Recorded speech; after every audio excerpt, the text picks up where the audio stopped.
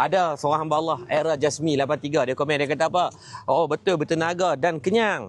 Buat kerja seharian pun ada tenaga, tak perlu makan banyak-banyak. Rasa seharian fresh, hati pergi sempoi. Mana ni? Okey, baik. Depan. Okey. Baik, kenapa bila minum kopi? Sebenarnya kafein, dalam kafein ni memang of course ada serat, ada fiber yang membuatkan tuan-puan bila kita makan tu dia akan menekan dan menelan nafsu makan tu lebih. Dan dia kadar metabolisme badan. Jadi membuatkan benda tu bukanlah kita rasa kenyang sepanjang hari, tak. Bila kita minum kafein pada waktu pagi ni, dia automatik nafsu makan tu dia akan jadi rendah lah kan.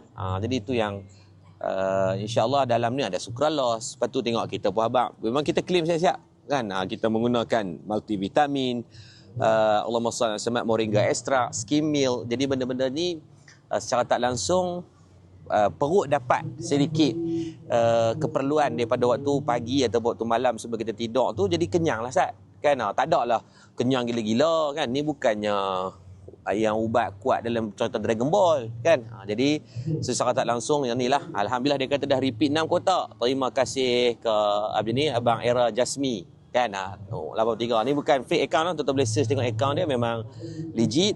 Jadi kita cerita apa yang abang je lah kan.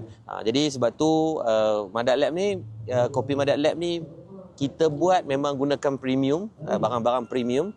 Lepas tu harga dia memang mungkin agak keras sikit kan, tapi insya-Allah dari segi manfaat itu baik untuk kita.